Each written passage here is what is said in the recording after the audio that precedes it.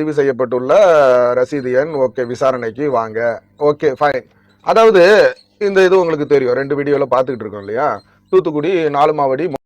கர்த்தருடைய பரிசுத்த நாமத்திற்கு மகிமை உண்டாவதாக. இந்த பதிவு யாருக்கு அப்படின்னு கேட்டிங்கன்னா, நம்முடைய சகோ மோகன் சிலாசரஸ் ஐயா அவர்களுக்கு தான்.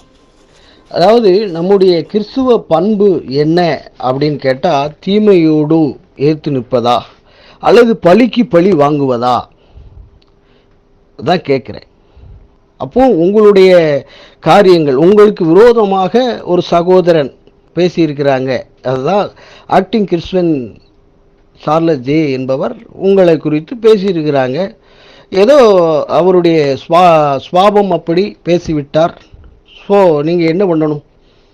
அதற்காக அவரை போலீஸ் ஸ்டேஷனில் கம்ப்ளைண்ட் பண்ணுவதும், அவருடைய சேனலை முடக்குவதும், அவருடைய வாழ்வியலான காரியத்தை, அவருடைய பேச்சு சுதந்திரத்தை தடுக்கும் வண்ணமாக நீங்கள் செயல்படுறது எந்த வகையான கிறிஸ்துவ பண்பு என்கிறது எனக்கு தெரியவில்லை.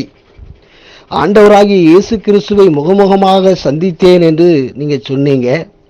ஆண்டவர் இப்படி சொல்லுகிறார், அப்படி சொல்லுகிறார், இப்படியெல்லாம் நடந்தார் அப்படி என்றெல்லாம் சொன்னீர்கள்.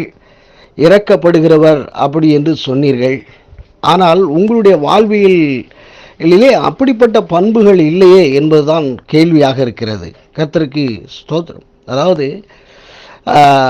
இயேசு கிறிஸ்துவானவர் 12 சீசர்களை ஒவ்வொரு தருணங்களிலும் அழைத்து பல அதாவது 12 சீசர்களும் பல கோணத்தில் பல எண்ணங்களில் இருக்கிறவர்கள். உதாரணத்துக்கு தூணாய் எண்ணப்படுகிற பேதுரு, அவர் என்ன பண்ணார் அப்படின்னா 3 முறை ஆண்டவராகி இயேசு கிறிஸ்துவை மறுதளித்தவர். புரியுதுங்களா? அதுக்கு முன்னால் நீ என்ன அன்பு செலுத்துகிறியா, என்ன நேசிக்கிறியா அப்படின்னு சொல்லி 3 முறை கேட்கிறார். அப்பொழுது பேதுரு சொல்றாரு, நான் 3 முறை உங்களை நான் நேசிக்கிறேன்னு சொல்றார்.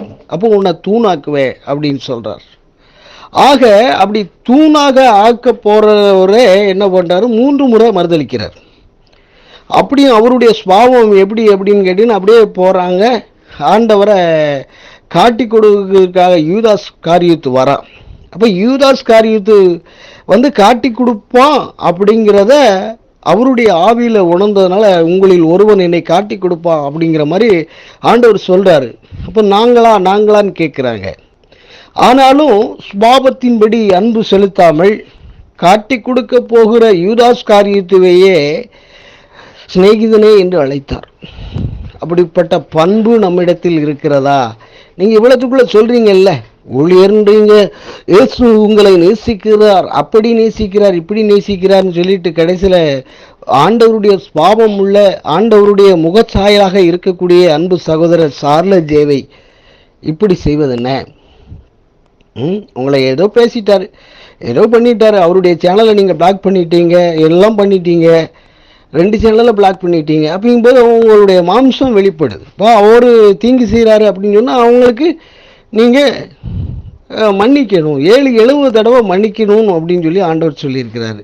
அப்போ அந்த பண்புகள்லாம் எங்கே போச்சு? சை கொடுக்க வேண்டிய நிர்பந்தம் என்ன? அப்போ வேதத்தை தியானிக்கிற நீங்கள், வேதத்தை சொல்லுகிற நீங்கள் ஏன் அதை பின்பற்றாமல் போனீங்க? அப்போ இந்த கேட்டகரிஸ் வேஸில் வரும்போது அப்போ நீங்களும் நார்மலான புறப்பண்பில் இருக்கக்கூடிய மனிதர் என்று தானே வினவ தோன்றுகிறது. இயேசு என்ன சொன்னார்? உன்னை